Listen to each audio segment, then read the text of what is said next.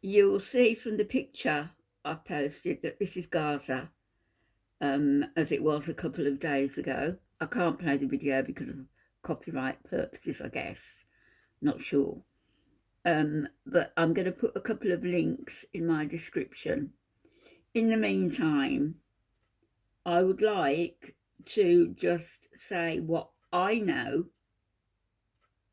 about the history, and then maybe people aren't going to be too quick to jump to assumptions. I'm not giving my views, right? All I'm going to say is that there is only one God. Only one God. Only one creator. Only one source. Only one Allah.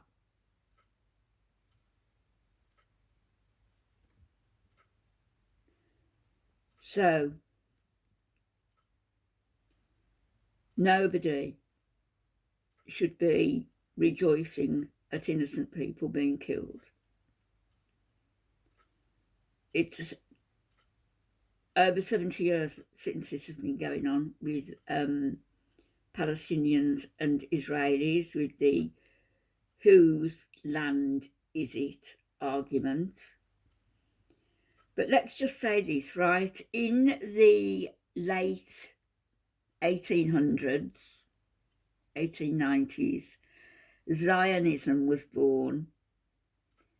At that time, the Ottomans controlled the area, and the majority of people who actually did live there, they spoke Arabic, they were Palestinians, and, you know, Muslims, Christians and Jews lived happily together. And then came World War One. The British Empire, of course, had its nasty fingers in the pie, and they supported the Zionists. Move on to World War II and the Holocaust, and the outpouring of Jewish people into Palestine. The British decided, Balfour and his government, their government, that government, decided that they would partition the land. Not only Britain, but France and Russia had a hand in it. The land would be partitioned, so much given to Israel, so much given to the Palestinians. And although the Palestinians didn't want to give up their homeland, they conceded. The Jews wanted an ancestral homeland, of course they did. In 1948, they declared their independence from Britain. And they started to capture more and more Palestinian territory until the Palestinians were pushed back with their backs to the sea in that tiny, if you look, tiny little place called the Gaza Strip. And it's literally just a strip of land. Over 2 million people there, over half of those people are children. It's about 28 miles by 7 miles. That's the extent of the Gaza Strip for 2 million people. Impoverished. Everything is carefully controlled by the Israelis. Certainly no aircraft, no fishing, nothing at all is controlled by the Palestinians They have nothing. They are basically in refugee camps. So they've got the Gaza Strip, and they have in the Israeli occupied territories, they've got the West Bank and part of East Jerusalem. The West Bank is nothing but, again, an open-air prison. Palestinians can't leave. They have to go through numerous checkpoints before they can leave the camp that they've been allotted. Israeli settlers have moved in above them, throwing their excrement and detritus onto nets that sometimes catch it, sometimes don't. Sometimes it falls straight onto the Palestinian children who are playing beneath that. Playing. Palestinian children have never known a childhood from under Israeli despotic rule.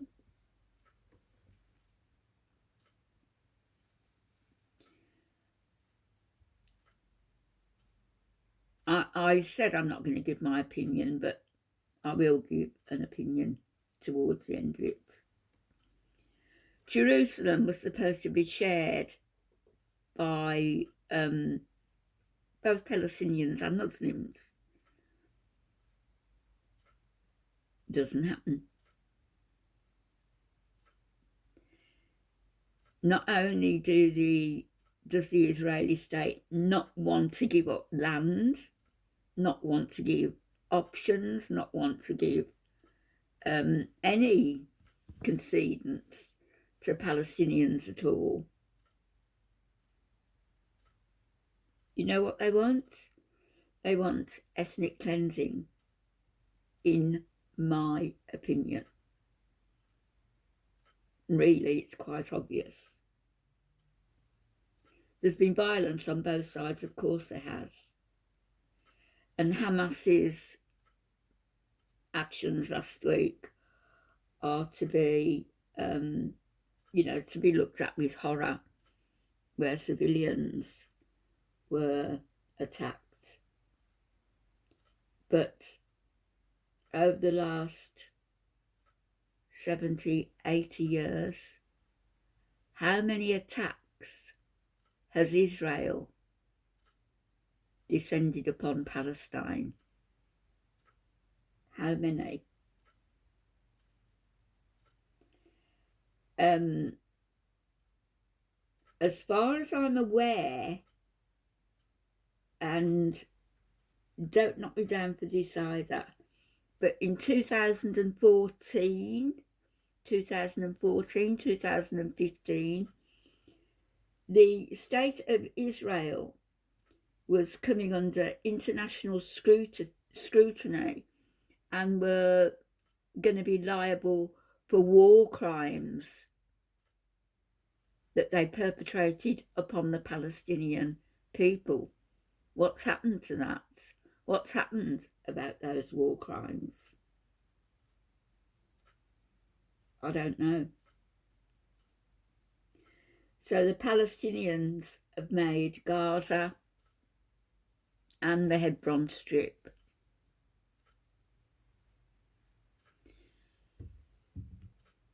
the world's two biggest indoor prisons.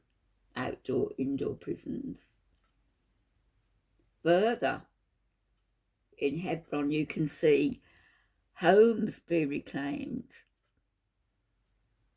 as you can probably in Gaza, but I watched a video where one Palestinian woman's home was actually partitioned in two, so that the other part of her home was given to an Israeli settler. There is Israeli apartheid in Palestinian camps. Even food supply is limited. Israel calculated how many calories each resident, each Palestinian would need, allowing that much food to go into the refugee camps. Imagine that, putting them, whole communities, on a diet. Would your country stand for it? Would they? Would they stand for people who'd been given land and then who decided that they wanted to redraw the borders, pushing the inhabitants of that land who'd been there for a couple of thousand years, pushing them to extinction? It's a horror, all of it. And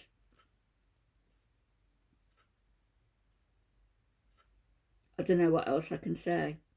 They called it the Nakba in 1948, when over 750,000 Palestinians were forced out of their homes by the Zionist militias. That was in 1948, after Israel had split from Britain and were redrawing the borders. And now we have 1 million plus Palestinians being told to flee their homes while the Israeli army bomb the already blockaded Gaza Strip. What God